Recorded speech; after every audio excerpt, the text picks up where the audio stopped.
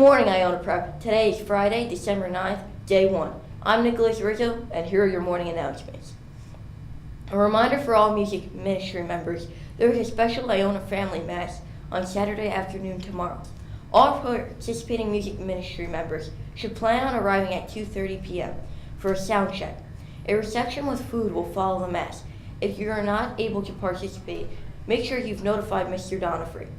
Gamers Republic will meet after school in the art room today. Now for part 2 of Geek News. Hi everybody, Mr. Horton again for the second part of the episode 7 Factum. This is Who Are Rey's Parents? Theory 1. Luke is Rey's dad. Luke does tear up when he meets Rey on the island at the end of the movie, but a big thing against this theory is why would he abandon her on Jakku, and it's just way too obvious.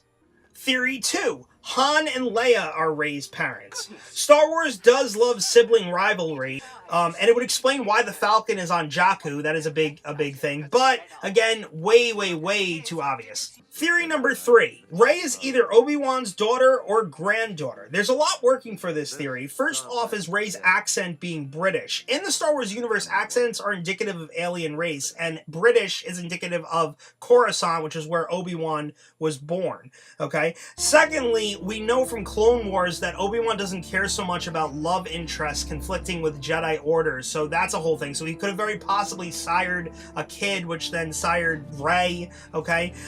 And the third thing is it would be very poetic to have Luke teach the child of Obi-Wan when he himself was taught by Obi-Wan. So there's that whole circular storytelling thing there. But the big thing against this is, 1, the timing doesn't sync up, and 2, it's way too much for an audience to buy into. Theory number 4. So we know that Luke, post-Episode 6, reformed the Jedi Academy, so it's very possible that Rey is the child of one of these new Jedi, but the big thing working against this is an audience wouldn't care so much if the big reveal behind Rey's parents are 2 characters that we've never met before. Theory number 5. The Force is Rey's parents. Now, we know from Star Wars Episode 3 that this is how Anakin was born pre-Star Wars Episode 1. There's a whole monologue from Palpatine about how his master used this ability to manipulate midichlorians into birthing children immaculately who had Force ability. This is also consequently why Anakin never has a father in the original trilogy, because he was immaculately conceived. Now, in order to buy this, you would have to assume that Palpatine then used this ability sometime during Episode 6 in order to birth Rey. But the big thing against this theory is Star Wars Episode 7 goes out of its way to not associate itself with anything from the prequels. Okay, so the chance of this happening is extremely slim. Theory number 6. So prior to Episode 4, the Star Wars universe was ruled entirely by many royal families, such as the Naboo family or the Mandalorians. Once the Galactic Empire takes over, they sack most of these families. Most of these families are wiped out. In Force Awakens, they go out of their way to mention royal families several different times.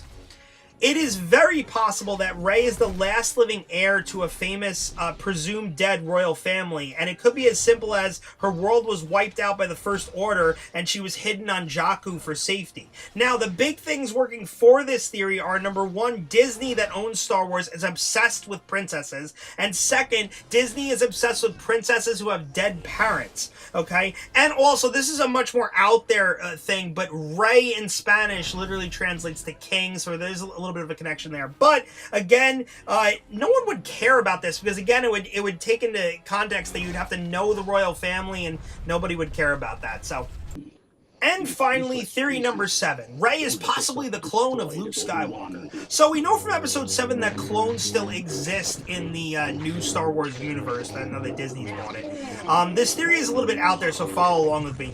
Rey is cloned from Luke's severed hand from Empire. This explains why she sees the Cloud City when she touches his lightsaber. In order for this to work, we would need to find out that Rey at a young age was liberated from a First Order base and put into Jedi training alongside a slightly older Ben Solo. At some point, Ben, coerced by Snoke, kills all the Jedi Luke trains, but he can't bring himself to kill Rey, probably because at the time she would have been about 5 years old. So Ben, who now would be Kylo Ren, abandons Rey on Jakku, thinking he would never see her again. Han, Leia, and Luke don't know if Rey is dead or alive, so Luke goes into hiding, which is why he hides the map of himself, hoping that the Force will one day guide Rey to him. So Rogue One is out in about 2 weeks, and if you guys are juniors and you enjoyed this video series, please feel free to try to take my film class senior year. I'll be back sometime in late January with the start of a 15-part video fact dump on all the Marvel movies, so we'll see how that goes. And again, this is Mr. Horton, Gaelforce Live, Geek News, Season 3. I'll see you guys sometime early next year. The IO Prep community are asked to continue our efforts in recycling. New green bins have been placed in all the classrooms. The green and black bins are for paper and general trash. The blue bins are for plastics. Homeroom teachers are asked to appoint a couple of students to empty the bins daily by the cafeteria stage. Now for today's day in history. Good morning, I'm Damien Garcia and here's your day in history. December 9th. On the morning of this day in 1917, after Turkish troops moved out of the region after only a single day's fighting, officials of the Holy City of Jerusalem offer the keys to the city to the encroaching British troops. The actor Al Pacino stars as a Cuban refugee who becomes a Miami crime boss in Scarface, which opens in theaters on this day in 1983. And finally, on this day in 1992, 1,800 United States Marines arrive in Mogadishu, Somalia, to spearhead a multinational force aimed at restoring order in the conflict-ridden country. Attention all prep players. Preston High School in the Bronx will be performing The Addams Family from March 30th to April 1st, and they are extending an invitation to the Iona Prep students to audition. If you have any questions or would like to audition, please contact Christina Fragelli at cfragelli@prestonhs.org. Attention all freshmen, if you're interested in participating in an intramural basketball, there will be a sign-up sheet outside Mr. Mahoney's office by the Durso Center. Now for a message from the Ski Club by Matt Buck. Hi there, Iona Prep. Winter's upon us, and it's almost time to hit the slopes for the upcoming ski season. The Iona Prep Ski and Snowboard Club will have an informational meeting on Monday, December 12th at 2:50 p.m. in room 200. Come to the meeting to find out about our calendar and sign up for the club. If you can't make the meeting but want to join, please send me an email. Thank you, and see you soon on the slopes. Iona Prep Hockey takes on their rival Fordham Prep at Saturday at 7:30 on the Ice Hutch in Mount Vernon. Join us and bring a teddy bear to throw onto the ice in order to be collected by Westchester Children's Hospital to give children teddy bears this holiday season. Students are asked to bring a teddy bear to throw onto the ice during the first period intermission. Today's lunch is pizza. Today's birthdays are Joseph Riordan. Happy birthday to our fellow Iona brother. Today's home game is a triple header. Freshman and JV and Varsity A basketball versus Xavier. Come out to support your fellow Gales. Well, that's all for today, Iona Prep. Once again, I'm Nicholas Russo. Have a great day.